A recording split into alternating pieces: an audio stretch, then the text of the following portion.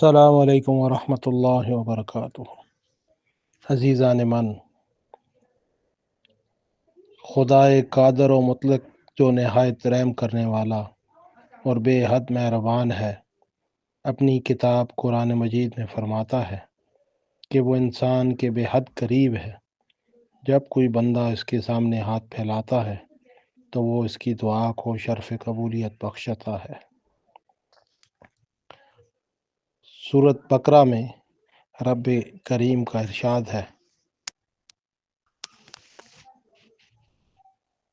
اے میرے نبی صلی اللہ علیہ وآلہ وسلم، میرے بندے جب تم سے میرے متعلق پوچھیں تو انہیں بتا دو کہ میں ان سے قریب ہی ہوں۔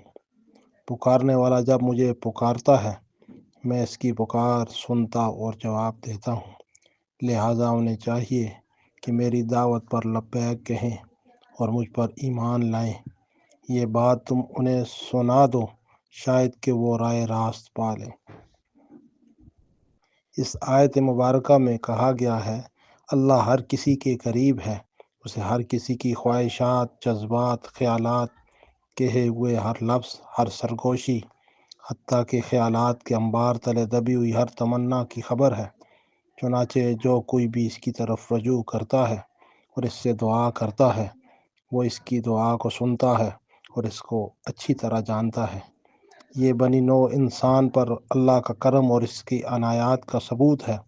وہ قادر مطلق ہے، کوئی چیز بھی اس کی طاقت سے باہر نہیں۔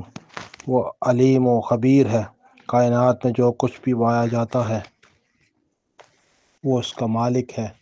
ہر وجود اور ہر چیز بظاہر بڑی قوت اور بے پناہ مال و دولت رکھنے والے انسانوں سے لے کر محیب اجرام فلکی سے لے کر زمین پر پائے جانے والے چھوٹے سے چھوٹے جاندار تک سب اللہ کے ہیں اور اس کے مکمل کنٹرول اور دست قدرت میں ہیں۔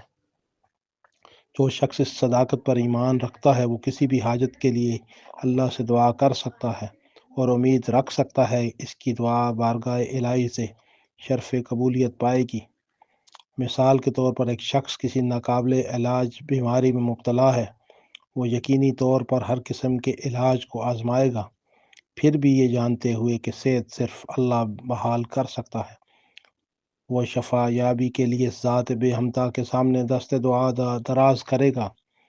یا ایک شخص کو کسی قسم کا خوف ہو یا بے چینی میں مبتلا ہو، اللہ سے امن و سلامتی اور اطمینان قلب کے لیے دعا مانگ سکتا ہے۔ جس شخص کو کام کی تکمیل کی راہ میں مشکلات پیش آ رہی ہوں، وہ اللہ سے ان مشکلات کو دور کرنے کی دعا مانگ سکتا ہے۔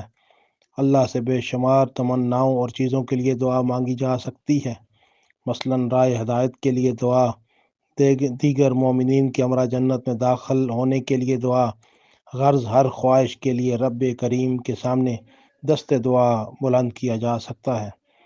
آقا کریم صلی اللہ علیہ وسلم کا ارشاد ہے، کیا میں تمہیں اس ہتھیار کے بارے میں مطلع کر دوں جس سے تم دشمن کے شر سے محفوظ ہو جاؤ اور تمہارے رزق میں بھی فراوانی ہو جائے؟ صحابہ رضوان اللہ اجمعین نے کہا، ہاں یا اللہ کے رسول، ضرور بتائیے۔ اس پر آپ صلی اللہ علیہ وآلہ وسلم نے فرمایا، صبح و شام اپنے رب کو یاد کرو، کیونکہ دعا مومن کا ہتھیار ہے۔ تاہم اس میں ایک اور راز بھی ہے جس کا انکشاف قرآن نے کیا ہے، وہ یہ ہے کہ سورۃ بنی اسرائیل کی آیت کا ترجمہ ہے، انسان شر اس طرح مانگتا ہے جس طرح خیر مانگنی چاہیے، انسان بڑا جلد باز واقع ہوا ہے۔ انسان کی مانگی ہوئی ہر دعا خیر ہی نہیں ہو سکتی۔ مثال کے طور پر ایک شخص اللہ سے یہ دعا کر سکتا ہے کہ اسے اپنے بچوں کے مستقبل کے لیے جائیداد اور دولت عطا کی جائے، تاہم ہو سکتا ہے اللہ کے نزدیک اس کی استدعا میں خیر موجود نہ ہو اور یہ خوشحالی اس کے بچوں کے لیے اللہ سے دوری کا باعث بن سکتی ہو۔ اس لحاظ سے اللہ اس شخص کی پکار کو سنتا ہے اور اس کو بطور عبادت قبول فرما لیتا ہے۔ اس طرح اس دعا کا جواب بہترین طریقے سے دے دیتا ہے۔ ایک متبادل صورت یہ ہے کہ ایک شخص دعا کرتا ہے کہ اس تقرر میں کوئی تاخیر واقع نہ ہو، تاہم ہو سکتا ہے اس کا منزل مقصود مقررہ وقت کے بعد پہنچنا بہتر ہو اور اس وقت اس کی ملاقات ایسے شخص سے ہو جائے جس سے ملنا اس کی دائمی زندگی کے لیے فائدہ مند ہو۔ اللہ اس بات کو جانتا ہے کہ اس دعا کا جواب اس شکل میں نہیں دیتا جس شکل کو انسان نے اپنے حق میں بہتر سمجھا تھا، بلکہ بہترین انداز میں دعا کو قبول کرتا ہے۔ یعنی اللہ اس بندے کی بات سنتا ہے، لیکن جب وہ دیکھتا ہے اس دعا میں اس کے لیے بھلائی نہیں ہے تو وہ ایسی صورتحال پیدا فرما دیتا ہے جو اس کے لیے بہترین ثابت ہوتی ہے۔ دعاؤں کا یہ بہت اہم راز ہے جسے ہمیشہ ذہن میں رکھنا چاہیے۔